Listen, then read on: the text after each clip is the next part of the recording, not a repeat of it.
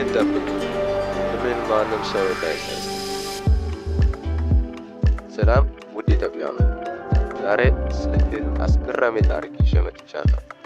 ይህን ቪዲዮ እስከ መጨረሻ ተከታተላችሁ ማንም ሰው ህልማቸውን አይሰርፍም። ቻናሉን ሰብስክራይብ አድርጉ፣ ቪዲዮውን ላይክ አድርጋችሁ ጀምሩ። ህልምህን ጠብቅ። ሳድስ ድሮ ውስጥ ፈረስ እርባታ ያለው ሞንቲ ሮበርትስ የተባለ ጓደኛ ያለ ቤቱን ለአደጋ በሚጋለጡ ፕሮግራሞች ላይ ለሚገኙ ወጣቶች ገንዘብ ለማሰባሰብ ሊጠቀምበት ፈቅዶልኛል። መጨረሻ ጊዜ እዚያ በነበርኩበት ጊዜ በማለት አስተዋወቀኝ። ጃክ በፈረስ እንድትደገፍ የፈቀድኩት ለምን እንደሆነ ሊነግርህ እፈልጋለሁ።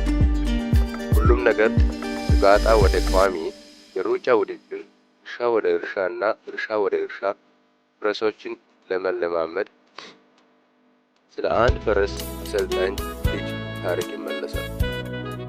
በዚህም ምክንያት ልጁ የሁለተኛ ደረጃ ትምህርት ቤት ያለማቋረጥ ይቋረጣል። እድለኛ በነበረበት ጊዜ ምን መሆን እንደሚፈልግና ሲያድግ ምን ማድረግ እንደሚፈልግ የሚገልጽ ጽሑፍ እንዲጽፍ ተጠየቀ። እዚያ ምሽት አንድ ቀን የፈረስ እርባታ ማዘጋጀት ግብ እንዳለው የሚገልጽ ባለ 7 ገጽ ወረቀት ጻፈ።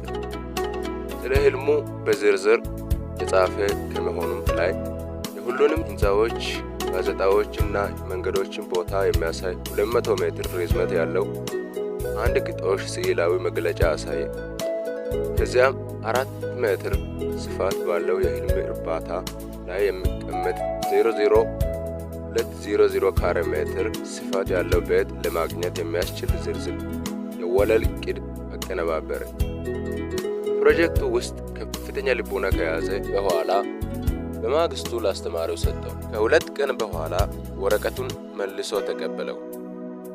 በፊተኛው ገጽ ላይ ከክፍል በኋላ ተመልከቱኝ የሚል ማስታወሻ የያዘ ትልቅ ቀይ ኤፕ ነበር።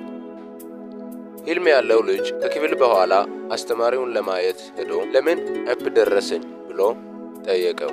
መምህሩ እንዲህ አለ፣ ይህ እንደ እናንተ ላሉ ወጣት ልጆች ከእውነታው የራቀ ህልም ነው። ገንዘብ የለህም፣ የመጣኸው ከቤተሰብ ህዝብ ነው። ምንም ሀብት የለህም። የፈረስ እርባታ ማግኘት ብዙ ገንዘብ ይጠይቃል። መሬቱን መግዛት አለብን። የመጀመሪያው መራቢያ አክሲዮን መክፈል አለብን። በኋላም ከፍተኛ ክፍያ መክፈል አለብን። ይህን ማድረግ የሚችልበት ምንም መንገድ የለም። ከዚያም መምህሩ ይህን ጽሑፍ ይበልጥ ይውን የሆነ ኪፍ ይዘህ በድጋሜ ከጻፍ ውጤታችሁን እንደገና ይመረምራሉ አላቸው። ልጁ ወደ ቤቱ ሄዶ ረጅም ጊዜ ቆም ብሎ አሰበ። ምን ማድረግ እንዳለበት አባቱን ጠየቀው። አባቱም እነሆ ልጅ ሆይ በዚህ ላይ የራስህ መደርደር አለብን። ይሁን እንጂ ይህ ውሳኔ ለአንተ በጣም አስፈላጊ እንደሆነ ይሰማኛል። መጨረሻም ልጁ ለአንድ ሳምንት አብሮት ከተቀመጠ በኋላ ምንም አይነት ለውጥ ሳያደርግ በዚያ ወረቀት ላይ አዘነበለ። ህልምን መጠበቅ ትችላለህ፣ እኔም ህልሜን እጠብቃለሁ አለ ልጁ። ከዚያም ሞንቲ ወደ ተሰበሰቡበት ሰዎች ዞር ብላ እንዲህ አለች፣ ይህን ታሪክ ይነግራቸዋለሁ፣ ምክንያቱም በ4 ሜትር ስፋት ባለው የፈረስ እርባታዬ መሃል ባለ 00200 ካሬ ሜትር ቤቴ ውስጥ ተቀምጠሃል። አሁንም ቢሆን ይህ የትምህርት ቤት ወረቀት በምድጃው ላይ ተቀርጸዋል። አክለው የታሪኩ ምርጥ ክፍል ከ2 የበጋ ወራት በፊት ይኸው መምህር 30 ልጆችን ለአንድ ሳምንት ወደ ግቢዬ ይዞ መጣ። መምህሩ እየሄደ ሳለ እነሆ ሞንቲ ይህን አሁን ሊነግርህ ይችላለሁ። አስተማሪ በነበርኩበት ጊዜ በህልም የሰረቅኩ ሰው ነበርኩ። በእነዚያ ዓመታት ብዙ ልጆች ህልሞችን ሰረቁ።